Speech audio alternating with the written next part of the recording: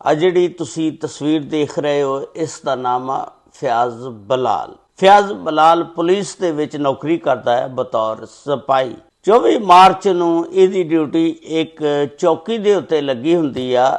ਇਹ ਆਪਣੀ ਡਿਊਟੀ ਤੋਂ ਬਾਅਦ ਜਿਸ ਵੇਲੇ ਕੁਆਟਰ ਤੇ ਆਂਦਾ, ਮਕਾਨ ਤੇ ਆਂਦਾ ਤੇ ਆ ਕੇ ਤੇ ਲੇਟ ਜਾਂਦਾ ਔਰ ਆਪਣਾ ਪਿਸਟਲ ਜਿਹੜਾ ਨਾ ਇੱਕ ਲੋਹੇ ਦੀ ਪੇਟੀ ਪਈ ਹੁੰਦੀ ਆ ਉੱਥੇ ਰੱਖ ਦਿੰਦਾ ਤੇ ਪਿਆ ਪਿਆ ਸੋ ਜਾਂਦਾ। ਥਕਾਵਟ ਮਹਿਸੂਸ ਹੁੰਦੀ ਆ। ਇਹਦੇ ਪਿੱਛੇ ਪਿੱਛੇ ਫਿਰ ਥੋੜੀ ਜਿਹੀ ਦੇਰ ਬਾਅਦ ਇੱਕ ਔਰਤ ਆਂਦੀ ਆ, ਲੜਕੀ, ਜਿਹੜੀ ਉਹ ਵੀ ਪੁਲਿਸ ਦੇ ਵਿੱਚ ਹੁੰਦੀ ਆ ਤੇ ਆ ਕੇ ਤੇ ਦੇਖਦੀ ਆ ਫਿਆਜ਼ ਜਿਹੜਾ ਇਹ ਸੁੱਤਾ ਪਿਆ ਆ।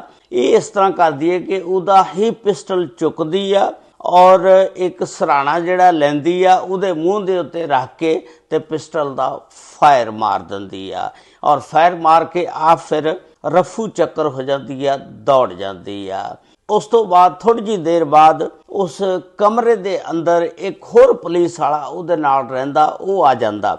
ਆ ਕੇ ਜਿਸ ਵੇਲੇ ਵੇਖਦਾ ਫਿਆਜ਼ ਬਲਾਲ ਨੂੰ ਕਿ ਖੂਨ ਦੇ ਵਿੱਚ ਲਿਬੜਿਆ ਪਿਆ, ਮਰਿਆ ਪਿਆ, ਰੌਲਾ ਪਾਉਂਦਾ ਔਰ ਸਾਰਿਆਂ ਨੂੰ ਬੁਲਵਾ ਲੈਂਦਾ ਔਰ ਫਿਰ ਜਿਸ ਵੇਲੇ ਬੁਲਵਾਉਂਦਾ ਨਿਊ ਸਈਦਾਬਾਦ ਥਾਣਾ ਲੱਗਦਾ, ਉੱਥੇ ਦੀ ਪੁਲਿਸ ਜਿਹੜੀ ਆ ਮੌਕੇ ਤੇ ਪਹੁੰਚ ਜਾਂਦੀ ਆ ਔਰ ਇਹਨੂੰ ਚੁੱਕਦੀ ਆ, ਇਹਦੀ ਲਾਸ਼ ਨੂੰ ਪੋਸਟਮਾਰਟਮ ਵਾਸਤੇ ਲੈ ਜਾਂਦੇ ਨੇ। ਔਰ ਅੱਛੀ ਗੱਲ ਇਹ ਆ ਕਿ ਪੁਲਿਸ ਨੇ ਉਸ ਲੜਕੀ ਨੂੰ गिरफ्तार कर लिया। ਉਹਦੀ ਮੁਕੰਮਲ ਤਫਸੀਲਾਤ ਕਿ ਇਹ ਕਿਉਂ ਵਾਕਿਆ ਪੇਸ਼ ਆਇਆ, ਉਸ ਲੜਕੀ ਦੀ ਇਹਦੇ ਨਾਲ ਕਿਹੜੀ ਐਸੀ ਦੁਸ਼ਮਣੀ ਸੀ ਜਿਹਦੀ ਵਜ੍ਹਾ ਦੇ ਨਾਲ ਉਹਨੇ ਇਹ ਇੰਤਹਾਈ ਗਲਤ ਕਦਮ ਚੁੱਕਿਆ, ਉਹਦੀ ਮੁਕੰਮਲ ਤਫਸੀਲਾਤ ਅੱਜ ਦੀ ਇਸ ਵੀਡੀਓ ਦੇ ਵਿੱਚ ਮੈਂ ਤੁਹਾਡੇ ਨਾਲ ਸ਼ੇਅਰ ਕਰਾਂਗਾ। ਇਹ ਵਾਕਿਆ ਜਿਹੜਾ ਸੂਬਾ ਸਿੰਧ ਦਾ ਵਾਕਿਆ ਆ, ਜ਼ਿਲ੍ਹਾ ਮੁਟਿਆਰੀ ਦੀ ਤਹਿਸੀਲ ਆ ਨਿਊ ਸਈਦਾਬਾਦ। ਨਿਊ ਸਈਦਾਬਾਦ ਥਾਣੇ ਦੇ ਹਦੂਦ ਦੇ ਵਿੱਚ ਕਾਫੀ ਚੌਕੀਆਂ ਨੇ। ਉੱਥੇ ਇੱਕ ਚੌਕੀ ਦਾ ਨਾਮ ਆ ਗੁਲ ਖਾਨ ਚੌਕੀ। ਇਹ ਫਿਆਜ਼ ਬਲਾਲ ਜਿਹੜਾ 24 ਮਾਰਚ ਨੂੰ ਇਹਦੀ ਡਿਊਟੀ ਉੱਥੇ ਗੁਲ ਖਾਨ ਚੌਕੀ ਤੇ ਲੱਗੀ ਹੁੰਦੀ ਆ। ਇਸੇ ਚੌਕੀ ਦੇ ਵਿੱਚ ਇੱਕ ਲੜਕੀ ਕੰਮ ਕਰਦੀ ਆ ਜਿਹਦਾ ਨਾਮ ਆ ਨੂਰ ਬਾਨੋ। ਇਹ ਨੂਰ ਬਾਨੋ ਜਿਹੜੀ ਆ ਇਹ ਵੀ ਇਸੇ ਥਾਣੇ ਦੇ ਵਿੱਚ ਕੰਮ ਕਰਦੀ ਆ।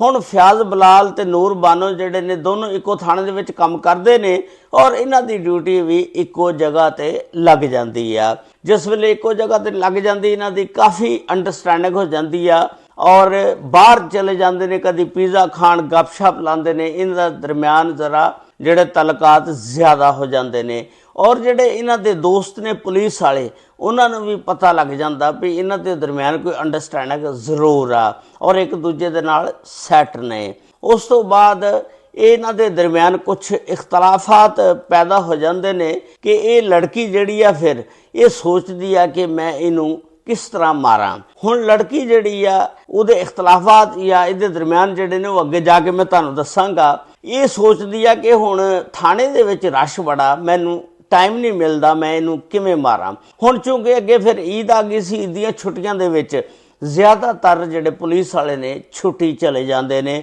ਨਫਰੀ ਜਿਹੜੀ ਆ ਬਹੁਤ ਥੋੜੀ ਹੁੰਦੀ ਆ। ਨਿਊ ਸਈਦਾਬਾਦ ਥਾਣੇ ਦੇ ਵਿੱਚ ਅਲੱਗ-ਅਲੱਗ ਕੁਆਟਰ ਬਣੇ ਹੋਏ ਨੇ ਜਿਹਦੇ ਵਿੱਚ ਲੇਡੀਜ਼ ਜਿਹੜੀ ਪੁਲਿਸ ਕਾਂਸਟੇਬਲ ਆ ਉਹਨਾਂ ਲਈ ਅਲੱਗ ਕੁਆਟਰ ਨੇ ਔਰ ਜਿਹੜੇ ਬੰਦੇ ਨੇ ਮੇਲ ਉਹਨਾਂ ਲਈ ਅਲੱਗ ਕੁਆਟਰ ਬਣੇ ਹੋਏ ਨੇ। ਕਿਉਂਕਿ ਇੰਨਾ ਰਸ਼ ਨਹੀਂ ਸੀ ਹੈਗਾ, ਆਵਾਮ ਛੁੱਟੀ ਗਈ ਹੋਈ ਸੀ ਤੇ ਇਹਨੇ ਈਦ ਵਾਲੇ ਦਿਨ ਕਿਹਾ ਕਿ ਹੁਣ ਮੈਂ ਅੱਜ ਕੰਮ ਕਰ ਸਕਦੀ ਹਾਂ। ਇਹ ਗੁਲ ਖਾਨ ਚੌਕੀ ਦੇ ਉੱਤੋਂ ਫਿਆਜ਼ ਬਲਾਲ ਜਿਹੜਾ ਜਿਸ ਵੇਲੇ ਡਿਊਟੀ ਖਤਮ ਕਰਕੇ ਆਪਣੇ ਕੁਆਟਰ ਤੇ ਮਕਾਨ ਤੇ ਆਂਦਾ ਆ ਕੇ ਤੇ ਲੇਟ ਜਾਂਦਾ ਔਰ ਇਹਨੂੰ ਨੀਂਦ ਆ ਜਾਂਦੀ ਆ। ਇਹਨੇ ਪਿਸਟਲ ਜਿਹੜਾ ਉੱਥੇ ਪੇਟੀ ਦੇ ਕੋਲ ਰੱਖਿਆ ਹੁੰਦਾ ਤੇ ਪਿੱਛੇ ਪਿੱਛੇ ਇਹ ਜਿਹੜੀ ਆ ਨੂਰ ਬਾਨੋ ਇਹ ਵੀ ਆ ਜਾਂਦੀ ਆ। ਜਿਸ ਵੇਲੇ ਆਂਦੀ ਆ ਦੇਖਦਾ ਹੀ ਆ ਕਿ ਇਹਦੀ ਅੱਖ ਲੱਗੀ ਆ ਤੇ ਸੁੱਤਾ ਪਿਆ ਤੇ ਇਹ ਸਰਾਣਾ ਇੱਕ ਚੁੱਕਦੀ ਆ ਤੇ ਉਹਦਾ ਹੀ ਪਿਸਟਲ ਚੁੱਕਦੀ ਆ, ਚੁੱਕ ਕੇ ਮੂੰਹ ਦੇ ਉੱਤੇ ਰੱਖ ਕੇ ਤੇ ਫਾਇਰ ਮਾਰ ਦਿੰਦੀ ਆ। ਉਹਨੂੰ ਮਾਰ ਕੇ ਤੇ ਆਪ ਦੌੜ ਜਾਂਦੀ ਆ। ਜਿਸ ਵੇਲੇ ਦੌੜ ਜਾਂਦੀ ਆ ਉਹਦਾ ਸਾਥੀ ਆਂਦਾ, ਉਹ ਵੇਖਦਾ ਕਿ ਫਿਆਜ਼ ਬਲਾਲ ਜਿਹੜਾ ਉਹ ਮਰਿਆ ਪਿਆ। ਉਹ ਫੌਰੀ ਤੌਰ ਤੇ ਇਕੱਠੇ ਕਰ ਲੈਂਦਾ ਆਪਣੇ ਦੋਸਤਾਂ ਨੂੰ, ਸਾਥੀਆਂ ਨੂੰ ਔਰ ਫਿਰ ਨਿਊ ਸਈਦਾਬਾਦ ਥਾਣੇ ਦੀ ਜਿਹੜੀ ਪੁਲਿਸ ਆ ਉਹ ਮੌਕੇ ਤੇ ਨਫਰੀ ਲੈ ਕੇ SHO ਸਾਹਿਬ ਪਹੁੰਚ ਜਾਂਦੇ ਨੇ ਔਰ ਫਿਰ ਉਹਦੀ ਲਾਸ਼ ਨੂੰ ਚੁੱਕਦੇ ਨੇ, ਪੋਸਟਮਾਰਟਮ ਲਈ ਪਹੁੰਚਾ ਦਿੱਤਾ ਜਾਂਦਾ। ਉਸ ਤੋਂ ਬਾਅਦ ਇਹਦੇ ਮਾਮੂ ਸ਼ੁਜਾ ਮੁਹੰਮਦ ਨੂੰ ਇਤਾਅਤ ਦਿੱਤੀ ਜਾਂਦੀ ਆ ਔਰ ਇਹਦਾ ਮਾਮੂ ਜਿਹੜਾ ਸ਼ੁਜਾ ਮੁਹੰਮਦ ਪਹੁੰਚ ਜਾਂਦਾ ਔਰ ਉਹਨੂੰ ਸਾਰੀ ਹਕੀਕਤ ਦੱਸੀ ਜਾਂਦੀ ਆ। ਉਸ ਤੋਂ ਬਾਅਦ ਪੁਲਿਸ ਜਿਹੜੀ ਆ ਸਭ ਤੋਂ ਪਹਿਲਾਂ ਇਹਦੇ ਮੋਬਾਈਲ ਨੂੰ ਕਬਜ਼ੇ ਦੇ ਵਿੱਚ ਲੈਂਦੀ ਆ ਔਰ ਜਿਸ ਵੇਲੇ ਮੋਬਾਈਲ ਨੂੰ ਚੈੱਕ ਕੀਤਾ ਗਿਆ ਪਤਾ ਲੱਗਾ ਕਿ ਇਹਦੀ ਆਖਰੀ ਕਾਲ ਜਿਹੜੀ ਆ ਨੂਰ ਬਾਨੋ ਦੇ ਨਾਲ ਹੋਈ ਆ ਤੇ ਨੂਰ ਬਾਨੋ ਦੇ ਨਾਲ ਜਿਸ ਵੇਲੇ ਚੈਟ ਕੱਢੀ ਦੇਖੀ, ਨੂਰ ਬਾਨੋ ਕਹਿਣ ਲੱਗੀ ਮੈਂ ਤੈਨੂੰ ਮਾਰ ਦਿਆਂਗੀ ਔਰ ਜਿਹੜਾ ਬਲਾਲ ਸੀ ਉਹ ਕਹਿਣ ਲੱਗਾ ਕਿ ਮੈਂ ਤੈਨੂੰ ਮਾਰ ਦਿਆਂਗਾ, ਕਿਉਂਕਿ ਇਹਨਾਂ ਦੋਨਾਂ ਦੇ ਦਰਮਿਆਨ ਪਹਿਲਾਂ ਤਾਂ ਸੈਟਿੰਗ ਸੀ। ਜਦੋਂ ਉਹ ਸੈਟਿੰਗ ਖਰਾਬ ਹੋ ਗਈ ਫਿਰ ਮਾਰਨੇ ਦੀਆਂ ਧਮਕੀਆਂ ਦੇਣੀਆਂ ਸ਼ੁਰੂ ਕਰ ਦਿੱਤੀਆਂ ਤੇ ਫਿਰ ਜਿਸ ਵੇਲੇ ਪੁਲਿਸ ਨੇ ਉਸ ਮੋਬਾਈਲ ਡਾਟੇ ਤੋਂ ਚੈਟ ਪੜ੍ਹੀ ਤੇ ਫਿਰ ਪੁਲਿਸ ਨੇ ਉਹਨੂੰ ਨੂਰ ਬਾਨੋ ਨੂੰ ਗ੍ਰਿਫਤਾਰ ਕਰ ਲਿਆ ਔਰ ਗ੍ਰਿਫਤਾਰ ਕਰਕੇ ਜਿਸ ਵੇਲੇ ਪੁੱਛਿਆ ਫਿਰ ਉਹਨੇ ਸਾਰੇ ਇਨਕਸ਼ਾਫਾਤ ਕੀਤੇ ਕਿ ਇਹ ਮੈਨੂੰ ਮਾਰਨੇ ਦੀਆਂ ਧਮਕੀਆਂ ਦੇ ਰਿਹਾ ਸੀ ਤੇ ਮੈਂ ਡਰਦੀ ਸੀ ਕਿ ਇਹ ਮੈਨੂੰ ਮਾਰ ਨਾ ਦੇਵੇ। ਮੈਨੂੰ ਫਿਰ ਮੌਕਾ ਮਿਲਿਆ ਤੇ ਮੈਂ ਇਹਨੂੰ ਹੀ ਟਪਾ ਦਿੱਤਾ, ਮਾਰ ਦਿੱਤਾ। ਮੈਂ ਇਸ ਵਜ੍ਹਾ ਦੇ ਨਾਲ ਇਹਨੂੰ ਮਾਰਿਆ ਕਿ ਸ਼ਾਇਦ ਮੈਂ ਨਾ ਪਕੜੀ ਜਾਵਾਂ, ਕਿਉਂਕਿ ਉੱਥੇ ਕੈਮਰੇ ਵੀ ਕੋਈ ਨਹੀਂ ਸੀ ਲੱਗੇ ਹੋਏ ਔਰ ਪਿਸਟਲ ਵੀ ਸਰਕਾਰੀ ਸੀ ਤੇ ਇਸ ਵਜ੍ਹਾ ਨਾਲ ਮੈਂ ਕਿਹਾ ਸ਼ਾਇਦ ਮੈਂ ਬਚ ਜਾਵਾਂਗੀ।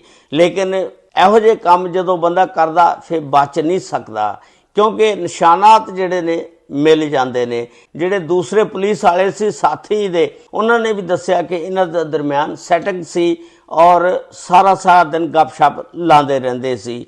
ਇਸ ਤਰ੍ਹਾਂ ਫਿਰ ਪੁਲਿਸ ਨੇ ਜਿਹੜਾ ਨਾ ਉਹ ਨੂਰ ਬਾਨੋ ਨੂੰ ਪਕੜ ਲਿਆ ਜਿਹੜੀ ਬਤੌਰ ਸਪੈਨ ਡਿਊਟੀ ਕਰਦੀ ਸੀ ਔਰ ਪਕੜ ਕੇ ਉਹਦੇ ਉੱਤੇ 302 ਦਾ ਮੁਕੱਦਮਾ ਜਿਹੜਾ ਇਹਦਾ ਮਾਮੂ ਸੀ ਸ਼ੁਜਾ ਮੁਹੰਮਦ ਉਹਦੀ ਮੁਦੱਈਅਤ ਦੇ ਵਿੱਚ ਦਰਜ ਕਰ ਲਿੱਤਾ ਗਿਆ। और इस वाक़े के बारे दे विच तुसी अपनी राय का इजहार ज़रूर करना और चैनल सबसक्राइब लाइक और शेयर ज़रूर कर देना। और अगर फेसबुक पेज ते वीडियो देख रहे हो तो फेसबुक पेज को फॉलो ज़रूर कर लेना।